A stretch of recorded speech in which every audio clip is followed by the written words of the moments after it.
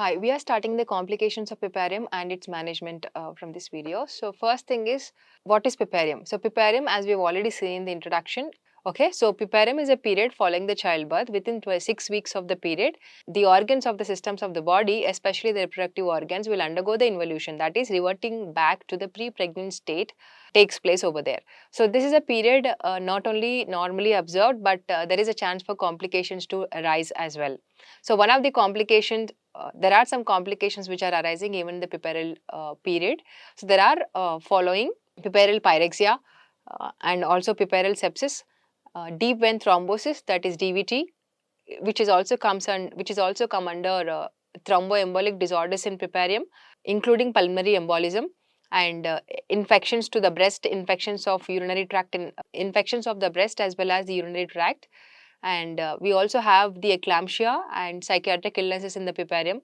So all these things can be seen in the puerperium. So first condition that we are going to discuss is puerperal fever. So what is puerperal fever? So we all know that fever, which is a rise of temperature. So here in the puerperium, we are going to see the definition as there is a rise of temperature to 100.4 degree Fahrenheit, which is measured orally on 2 separate occasions with a 24 hours apart within the 10 days of the delivery. If that is a same, we will call that fever as a puerperal fever. There is also a state called benign fever, where in the puerperium the fever occurs within the 24 hours of the time and it will subside spontaneously without requiring any treatment. So what are the reasons? What could be the causes of this puerperal fever? There are infectious causes as well as non-infectious causes. You can take a look over the flowchart that is shown over there. So under the infectious causes, we need to see that the infection could be related to respiratory tract, upper respiratory tract infection, breast infections, and thirdly uterine infections, breast infections including the mastitis or nipple related infections, and uterine infections could be endometritis or myometritis, endomyometritis also, and urinary tract infections and pelvic septic pelvic thrombophlebitis, like pelvic related infections which includes septic pelvic thrombophlebitis, and wound related infections which also include the surgical wound or episiotomy wound or any other surgical repair wound infection that also causes the dehiscence and cause an infection. So all these causes are coming under the infectious causes of the puerperal fever. Then what is a category of the non-infectious reasons? It includes the uterus, it also includes the thrombus due to the thrombus formation, and respiratory. So respiratory, again it includes pneumonia, atelectasis, and coming to the thrombus related problems, it could be due to the DVT, deep vein thrombosis, or septic pelvic thrombophlebitis. So all these are infectious causes and the non-infectious causes which are causing the mother to have a puerperal fever.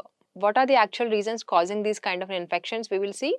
Why the atelectasis? Atelectasis could be a reason of upper respiratory tract infection, and it could be a reason of general anesthesia and cigarette smoking and chronic pulmonary obstructive disease. So whatever the reasons could be, finally the mother is ending up having a atelectasis. And why the infections related to the uterus? If the uterus is recurrently, we are doing the PVs, per vaginal examination, and aseptic precautions while conducting the delivery, and premature rupture of membranes or prolonged labor. The rupture of membranes taken place, but there is a prolonged exposure of the labor almost more than 24 hours. In that case, we will see uterus also is having an infection of myometritis or a endometritis.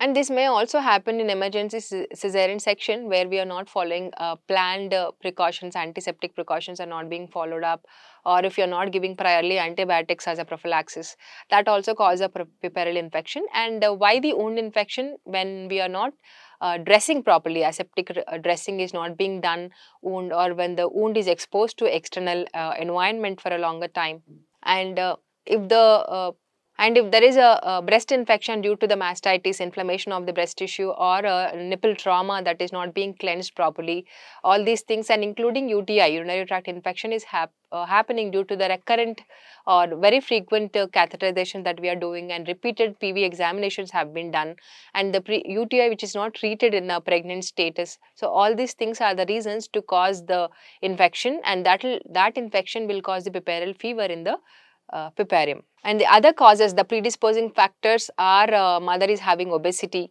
and if she is hyperglycemic due to the diabetes mellitus, and prolonged labor, premature rupture of the membranes, and emergency cesarean section giving general anesthesia, and there's a more hemorrhage in the labor due to the PPH, postpartum hemorrhage, or any retained bits of the placenta which are there inside, and that also become a infected material which is inside the womb. Okay, all these things are the causes to cause the puerperal fever to the woman. Next, we'll discuss about the symptoms in the of the puerperal fever. As we've already seen, the first symptom is on 2 occasions, if you are checking the temperature, the mother is showing the rise of temperature of 100.4 degree Fahrenheit. And we will also see the symptoms related to endometritis, inflammation of the endometrium as well as the discharge. And we will also see having a breast issues, having a nipple trauma, and having mastitis. And we will also see the urinary tract infections where she will have the dribbling of urine and burning micturition, and all the symptoms related to UTI, and even the wound. If the mother is having episiotomy or cesarean section, that wound is not healed completely. So these are the manifestations we will observe in the symptoms. And other than these specific manifestations of specific cause based on the cause that mother is developing a fever, so the general manifestations including she will be having fever as well as chills and headache and general malaise. She will be fatigued and carrying the malaise. So coming to the manifestations based on the diagnosis, like how do we diagnose with the help of these manifestations? We can take a clinical manifestations as a clinical examination. So we will see that fever is more than 100.4 as well as she's having headache, and we will have to check the pulse rate.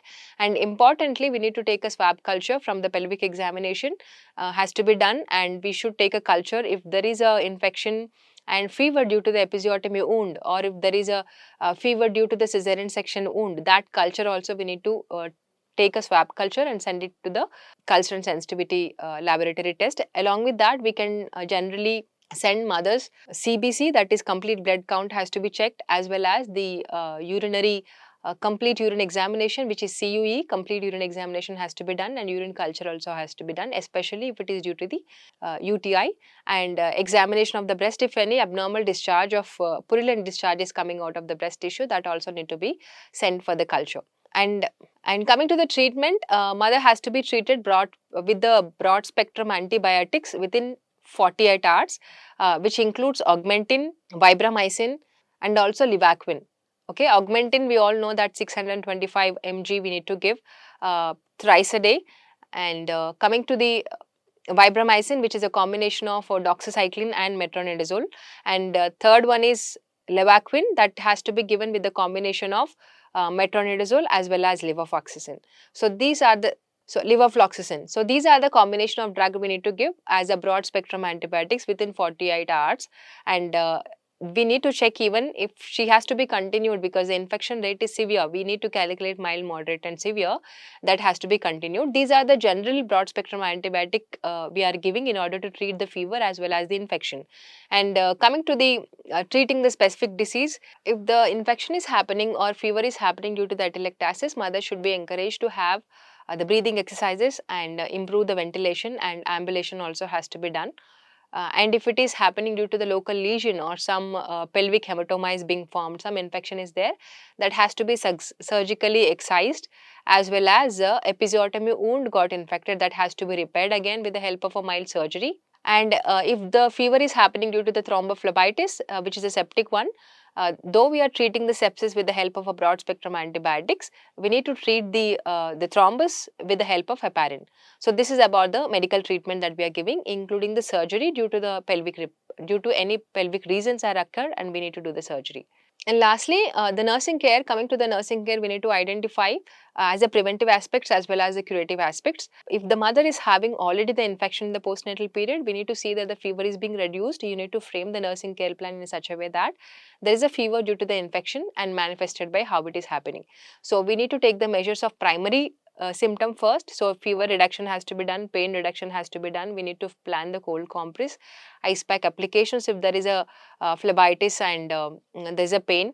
And we also ask the mother to take lot of oral fluids, and in the initial days, if the infection is severe, we are giving antibiotics. We also should give the IV fluid therapy of ringer lactate and normal saline. And wound care is very important. If the wound has a discharge and it is causing a infection more and causing a fever, dressing has to be done. And balanced diet we need to give to the mother in throughout the postnatal period. And we all know that to improve the lactation, mother is taking 600 kilocalories extra. That has to be educated to her. That will also help in wound healing and prevention of infections. And as a preventive aspects, we need to strictly follow aseptic precautions throughout the pre-labor time, while you're doing PV, per vaginal examination, while we are conducting delivery, while we are giving episiotomy, while we are suturing, and even giving the even we are giving the perineal care, we need to follow strict aseptic precautions. And mother should be, if already malnourished, they are at risk of having a puerperal fever and lot of infections in the puerperium. If the mother is already at risk, like malnourished, anemia, those things also need to be corrected priorly so that she will not fall into the infections. And if there is a planned cesarean section, we should remember that prophylactic antibiotics can be given to all kind of women, so that we can prevent lot of postnatal or puerperal infections and which is causing a puerperal fever.